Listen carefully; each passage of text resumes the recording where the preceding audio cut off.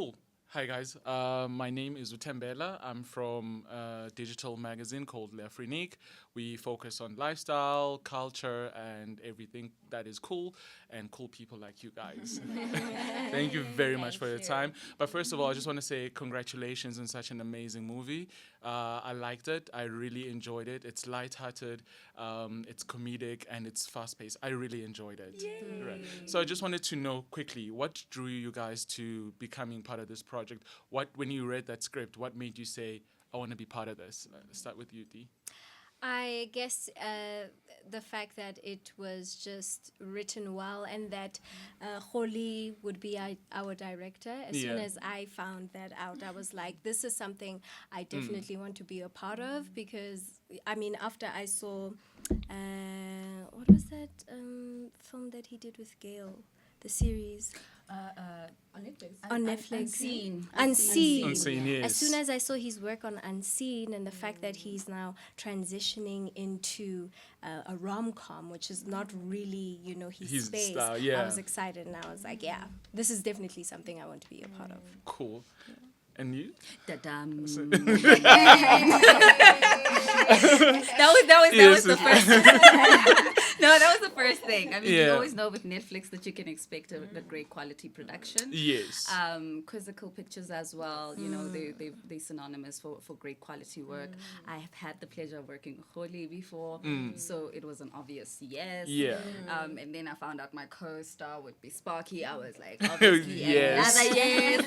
So it was just, you know what? It was the entire team. You look at the entire team and you're just like, I want to be part of the great things. Yes. Yes. And it is quite great, actually. Thank it is you. right. Thank you so much. Cool.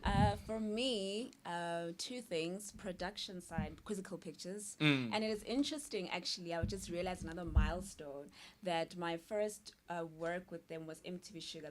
That was my first role ever, fresh from uni. It was MTV Sugar with Quizzical Pictures, and so now it's my first adult role, and it's still Quizzical Pictures. Yeah. So when I saw Quizzical Pictures was on site, I was like, I'm on the ship. But secondly, it was the story. It's a South African story. And, you want to be a part of the pioneering rom-com South African story. Nobody tells our story as better as we do. Yes, So I saw true. the script and I was like, I'm there. Being in. I think the ladies said it all. Yes. You're just being a part of Netflix and a part of Quizzical Pictures. Is, it's a lot. It's a big thing. Yes. So immediately when I saw Netflix and I looked at the script, I was like, Right there. I want to be there. Fantastic. And then Mahmoud Dibene. Sorry if I'm not saying your name got right. it. Cool. It's all the syllables. Got it right. So your character, Dinner, right? She's a person that embraces chaos. She's a person that lives on the spur of the moment. What would you say in your own personal life? Like, how would you say you embrace chaos? And is there something that helped you to actually adapt to this role? I do not embrace chaos. I do not function in chaos, in clutter.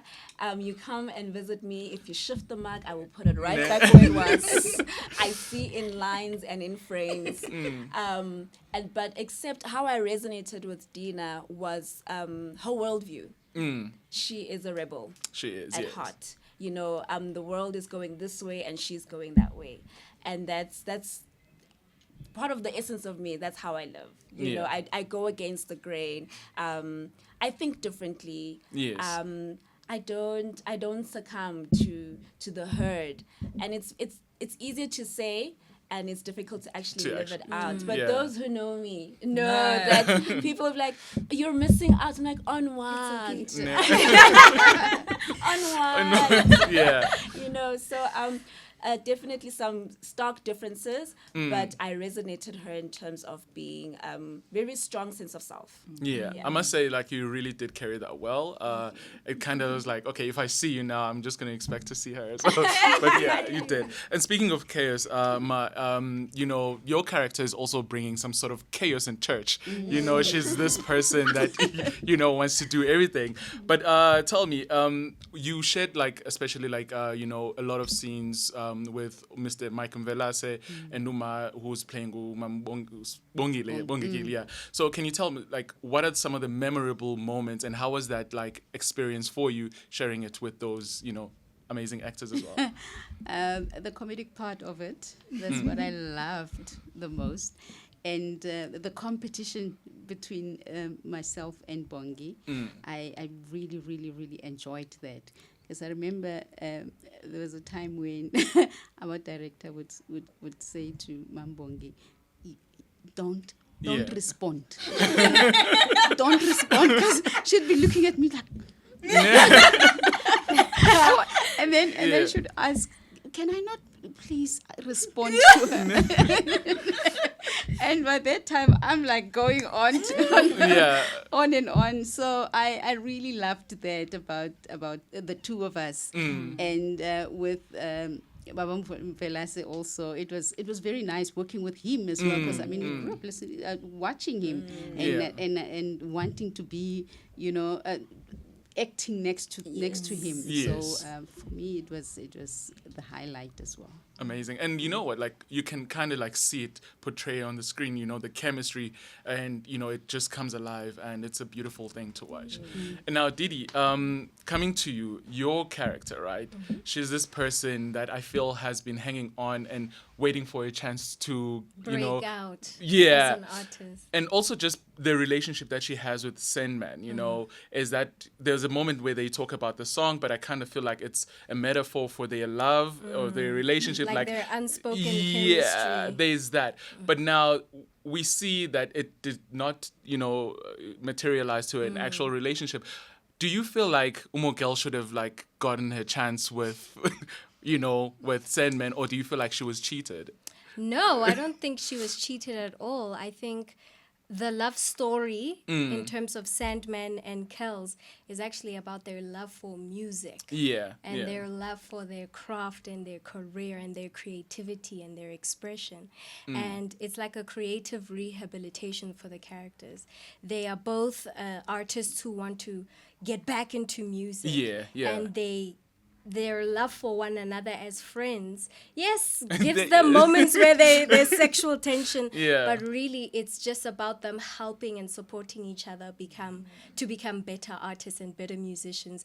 And we'll have to see if that's what happens for them, but that's what their love is about. Yeah, amazing. And now, Sesha, like the movie is adapted from a Niger Night, but like watching this, there are quirks that make it, South African, uniquely South African. What would you say, is that for you that makes it like truly South African and not feel like an adaptation at all?